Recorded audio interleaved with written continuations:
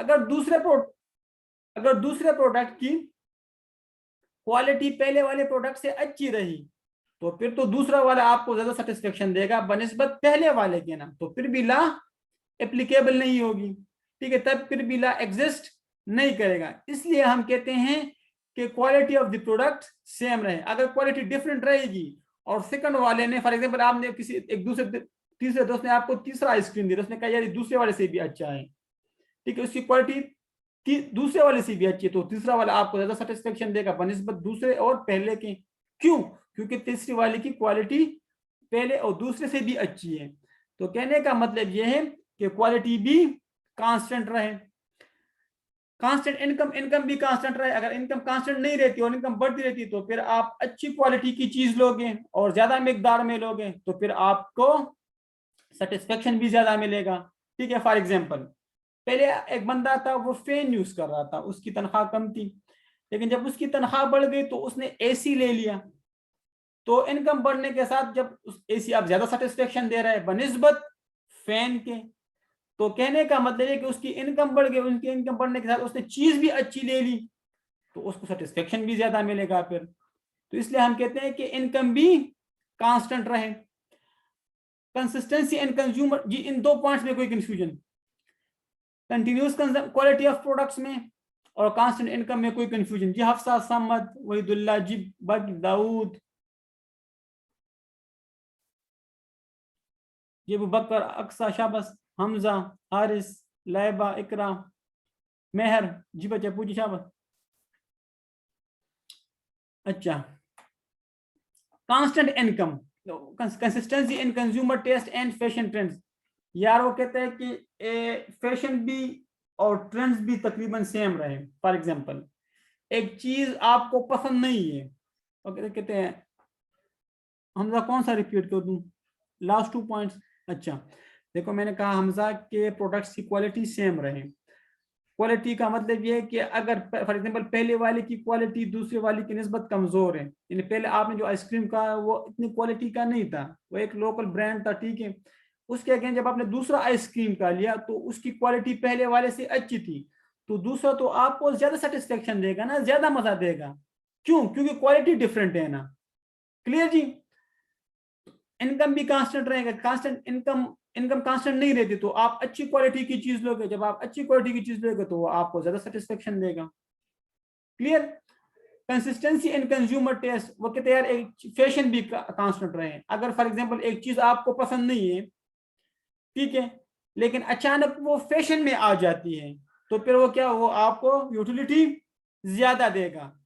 ठीक है जी, लेकिन एक चीज आउट ऑफ फैशन है तो उसकी यूटिलिटी कम होगी। या इसकी मिसाल मैं आपको एक देता हूँ कि फॉर एग्जांपल एक बंदा है, उसको एप्पल पसंद नहीं है, ठीक है, लेकिन उसको डॉक्टर कहता है कि यार उसकी टेस्ट ही नहीं है एप्पल का ना वो एंजॉय करना, लेकिन डॉक्टर उससे कहता है कि यार अगर आप, उसने एक एप्पल खा लिया, कहते हैं यार बस ठीक है मैं दूसरा नहीं खाता, मुझे मजा नहीं आता, एप्पल मुझे पसंद नहीं।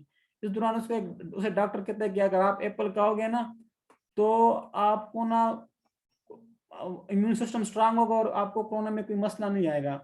तो अब वो क्या, उसकी टेस्ट चेंज हो जाएगी।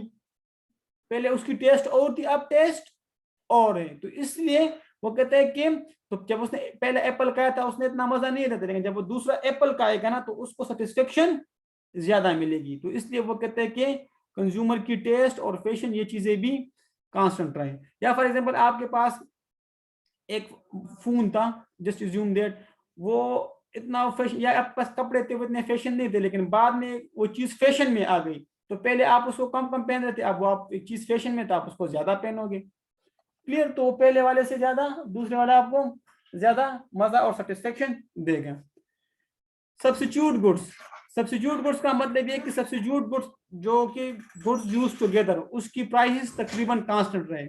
अगर प्राइस कांस्टेंट नहीं रहेगी तो तब ये ला एप्लीकेबल नहीं होगा। मैं आपको उसने सीएनजी और पेट्रोल की मिसाल दी है। फॉर एग्जांपल एक बंदा है वो गाड़ी में सीएनजी भी डालता है और पेट्रोल भी, फॉर एग्जांपल वो 3 kg सीएनजी और 2 लीटर फॉर एग्जांपल वो पेट्रोल डालता है, लेकिन अचानक पेट्रोल की प्राइस वो क्या हो गई, बढ़ गई, ठीक है ना, तो अब वो सीएनजी की कंजम्पशन ज्यादा कर लेगा और पेट्रोल की कम कर लेगा। उसने सीएनजी की कंजम्पशन क्यों ज्यादा कर ली?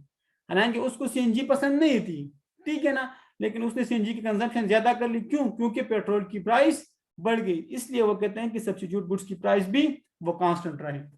तो पहले उसको सीएनजी ज्यादा मजा नहीं दे रहा था, लेकिन जब सब्स्टिट्यूट की प्राइस बढ़ गई तो अब वो सीएनजी ज्यादा यूज कर रहा है, उससे ज्यादा सेटिस्फेक्शन वो गेन कर रहा है। तो assumption ऑफ द लॉ ये थी जी। पॉइंट्स में कोई कंफ्यूजन? जी हमजा।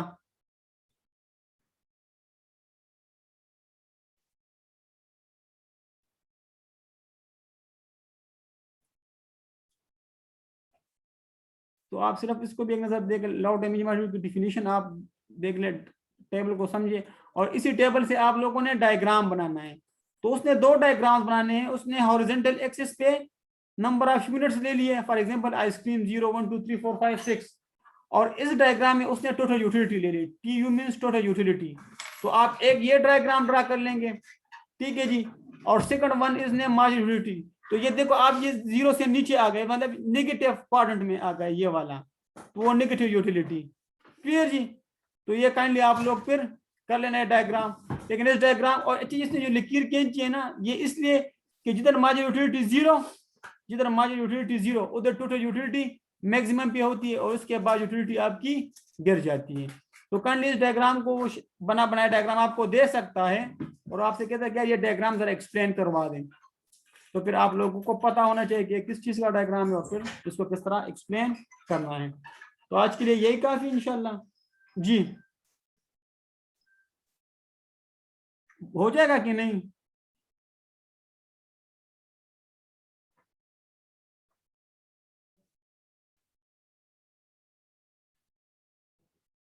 जी जी, फिर भी कोई कंफ्यूजन है तो हर मैं दोबारा समझा लेता हूँ, कोई कंफ्यूजन नहीं, कल दोबारा समझा दूंगा, ग्रुप में समझा दूंगा। लेकिन इंपॉर्टेंट है, ये टॉपिक इंपॉर्टेंट है। आप लोगों ने ना यार इस तरह करना है ना, इस पेज को एक नजर देखना है, समझना है सिर्फ बस। आर्डिनल को इसको ना एक नजर समझना है, ठीक है ना? और ये फिर ये इसको याद करना है इस चीज को, ठीक है भाई? और इसको समझना है, ठीक है? यहाँ से वो ऑब्जेक्टिव पूछ सकता है वो आपसे, और इसको आपने समझना है, ठीक है जी? तो इंशाल्लाह फिर कल मिलते हैं 8:40 पे इंशाल्लाह।